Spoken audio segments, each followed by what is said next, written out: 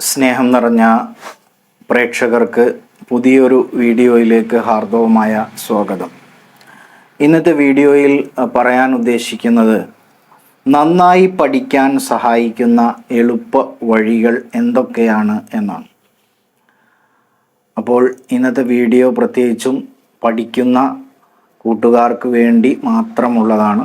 ഈ ചാനലിൽ പഠനവുമായി ബന്ധപ്പെട്ട കാര്യങ്ങളാണ് അപ്ലോഡ് ചെയ്തുകൊണ്ടിരിക്കുന്നത്. ആയതുകൊണ്ട് തന്നെ പഠനവുമായി ബന്ധപ്പെട്ട ഒരു കാര്യം തന്നെയാണ് ഇന്നത്തെ വീഡിയോയിൽ നിങ്ങൾക്ക് മുമ്പിൽ അവതരിപ്പിക്കുന്നത്.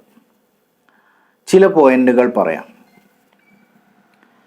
എളുപ്പത്തിൽ ഒരു കാര്യം പഠിച്ചെടുക്കാൻ അല്ലെങ്കിൽ സ്ഥിരമായി പഠിക്കാൻ ഇരിക്കേണ്ടത് എങ്ങനെയാണ് പഠിക്കേണ്ടത് എന്നൊക്കെയാണ് ഇന്നത്തെ വീഡിയോയിൽ പറയുന്നത്.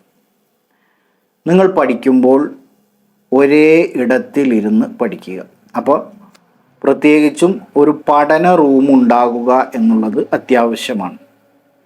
ഇനി പഠന റൂം ഇല്ല എങ്കിൽ, സ്ഥലപരിമിതി ഉണ്ടെങ്കിൽ പഠിക്കാനുള്ള ഒരു ടേബിള്, അതിന് ചുറ്റും ഒരു ഒന്നോ രണ്ടോ കസേരയും ഇട്ട് ഒരു സ്ഥലം റെഡിയാക്കുന്നത് നല്ലതാണ്. ഒരേ ദിശയിലേക്ക് തിരിഞ്ഞിരുന്ന് പഠിക്കുക. പല ദിശയിലേക്കും തിരിഞ്ഞിരുന്ന് പഠിക്കാതെ ഒരേ ദിശയിലേക്ക് തിരിഞ്ഞിരുന്ന് പഠിക്കുക. എല്ലാ ദിവസവും ഒരേ നേരത്ത് പഠിക്കുക. ഇനി പഠനം എന്ന് പറഞ്ഞു കഴിഞ്ഞാൽ വായിക്കുക, വായിച്ചത് റിവൈസ് ചെയ്യുക, റിവിഷൻ ചെയ്യുക, അതുപോലെ തന്നെ ക്വസ്റ്റ്യൻസിന് ആൻസർ ഉണ്ടാക്കുക തുടങ്ങിയ രീതികളാണുള്ളത്. നിങ്ങൾ കണ്ടിന്യൂസ് ആയിട്ട് പഠിക്കാതെ ഒരു 30 മിനിറ്റ് നിങ്ങൾ തുടർച്ചയായി പഠനത്തിൽ വ്യാപൃതരായാൽ നിങ്ങളൊരു 10 മിനിറ്റ് ബ്രേക്ക് എടുക്കുക. അതുപോലെ തന്നെ ഒരു പുസ്തകം വായിച്ച് കഴിഞ്ഞാൽ അതിൽ നിന്ന് കുറച്ച് ഷോർട്ട്സ് ആയിട്ട് നോട്ട്സ് ഉണ്ടാക്കുക. അത് നിങ്ങൾക്ക് സ്കൂളിൽ നിന്ന് തന്ന നോട്ട്സിന് പുറമെ സ്വന്തമായി നിങ്ങൾ നോട്ട്സ് പ്രിപ്പയർ ചെയ്യുക.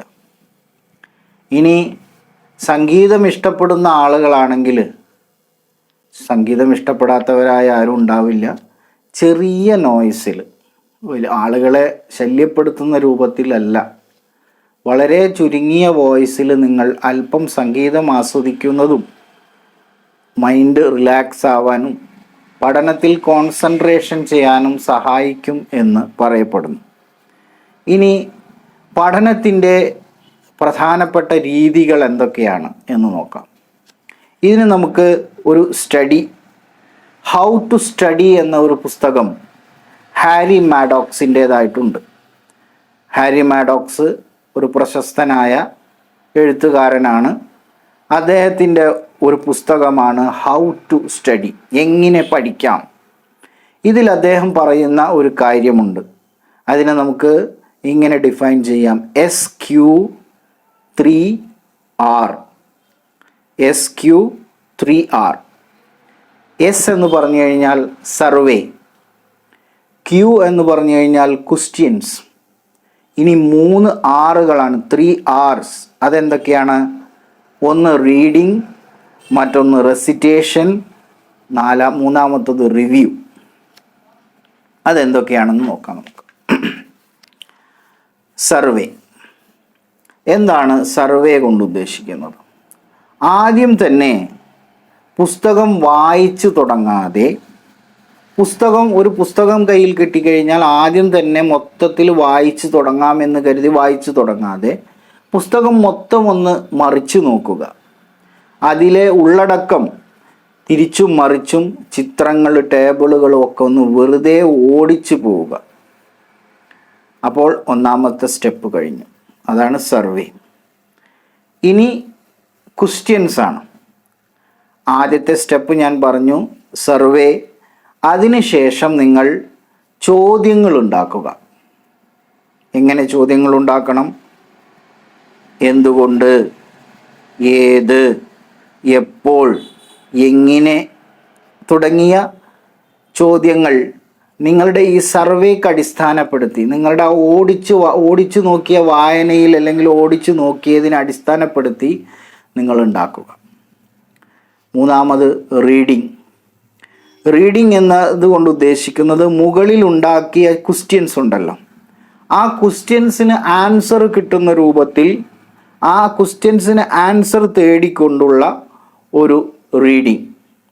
ഇത് ഒരു ആക്റ്റീവ് റീഡിങ് ആയിരിക്കും. എന്താ, നിങ്ങൾക്ക് അറിയാനുള്ള ഒരു ആഗ്രഹം, ആകാംക്ഷ അവിടെ ക്രിയേറ്റ് ചെയ്യപ്പെട്ടിട്ടുണ്ട്. കാരണം നിങ്ങൾ ക്വസ്റ്റ്യൻസ് ഉണ്ടാക്കി ആ ക്വസ്റ്റ്യൻസിന് ആൻസർ തേടിക്കൊണ്ടാണ് നിങ്ങൾ വായിക്കുന്നത് എന്നുള്ളത് കൊണ്ട് തന്നെ. പിന്നെ റെസിറ്റേഷൻ കൊണ്ട് ഉദ്ദേശിക്കുന്നത് ഡെഫിനിഷൻസ് ഉണ്ടാവും. ഡെഫിനിഷൻസ് അതായത് നിർവചനങ്ങൾ തുടങ്ങിയ ഭാഗങ്ങളൊക്കെ, പ്രധാന ഭാഗങ്ങളൊക്കെ പുസ്തകം അടച്ചു വെച്ചുകൊണ്ട് തന്നെ ഉരുവിടുക.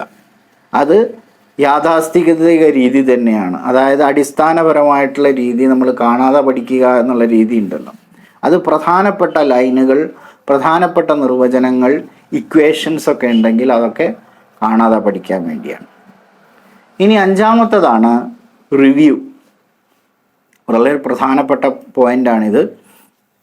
അതായത് നമ്മൾ വായിച്ച് മനസ്സിലാക്കി കഴിഞ്ഞ കാര്യം 8 മണിക്കൂർ കഴിയും മുമ്പ്, ഒരു 8 മണിക്കൂർ കഴിയും മുമ്പ് ഒരിക്കൽ കൂടി റിവിഷൻ ചെയ്യുക. നാം പഠിക്കുന്ന ഏതൊരു കാര്യവും 48 മണിക്കൂർ കഴിയുമ്പോൾ, അതായത് 2 ദിവസം കഴിഞ്ഞാൽ മറക്കും. അത് മനുഷ്യ സഹജമാണ്. പക്ഷേ അധികം വൈകാതെ റിവിഷൻ ചെയ്യുമ്പോൾ, അധികം വൈകാതെ നമ്മൾ ആ കാര്യം തന്നെ റിവൈസ് ചെയ്യുമ്പോൾ എന്താണ് സംഭവിക്കുന്നത്? നമ്മൾ പഠിച്ച ആ കാര്യം നമ്മുടെ പെർമനൻ്റ് മെമ്മറിയിലേക്ക്, സ്ഥിരമായിട്ടുള്ള ഒരു മെമ്മറി ഉണ്ട്, ആ മെമ്മറിയിലേക്ക് സേവ് ചെയ്യപ്പെടും. ഇത് ശാസ്ത്രീയമായി തെളിയിക്കപ്പെട്ട കാര്യമാണ്. അതായത് ചെയ്യേണ്ടത് എന്താണെന്ന് വെച്ച് കഴിഞ്ഞാൽ, നിങ്ങൾ പഠിച്ച കാര്യം മറന്നു പോകാതിരിക്കാൻ, പഠിച്ച കാര്യം 8 മണിക്കൂർ കഴിയുന്നതിന് മുമ്പായിട്ട് നിങ്ങളൊന്ന് റിവൈസ് ചെയ്യുക. കാരണം നാം പഠിച്ച ഏതൊരു കാര്യവും 48 മണിക്കൂർ കഴിഞ്ഞാൽ മറക്കും. ഈ മറവി ഒഴിവാക്കാൻ വേണ്ടിയാണ് നിങ്ങൾ ഇത്തരത്തിൽ ചെയ്യണമെന്ന് പറയുന്നത്. ഇങ്ങനെ ചെയ്താലുള്ള ഗുണം എന്താണ്? നമ്മൾ പഠിച്ച കാര്യം അത് നമ്മുടെ പെർമനൻ്റ് മെമ്മറിയിലേക്ക് ട്രാൻസ്ഫർ ചെയ്യപ്പെടും, സേവ് ചെയ്യപ്പെടും. അങ്ങനെ സേവ് ചെയ്യപ്പെട്ടാൽ നിങ്ങൾ ആ കാര്യം പിന്നെ മറക്കില്ല.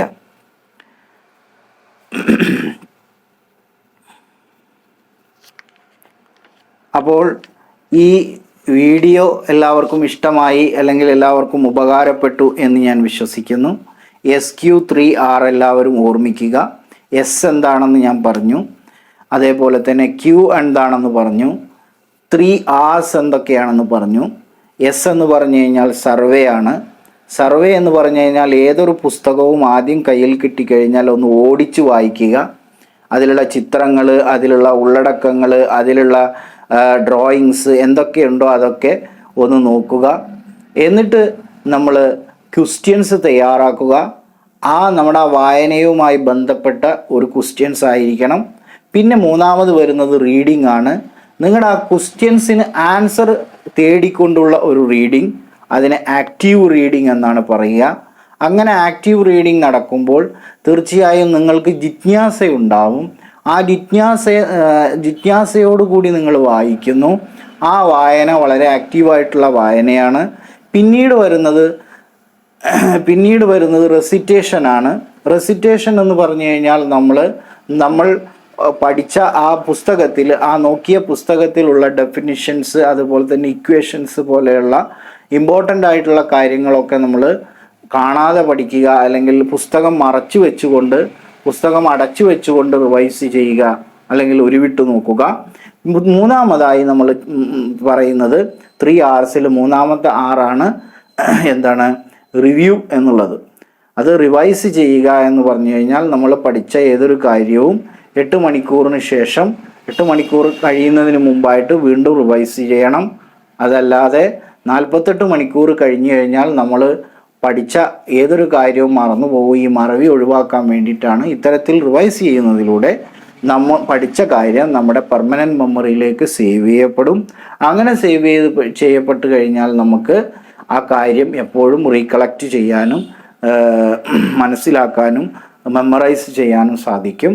ഇത്തരത്തിൽ നിങ്ങൾ പഠിക്കുകയാണെങ്കിൽ, അത് നേരത്തെ പറഞ്ഞ പോയിന്റ്സ് കൂടി ഓർക്കുക.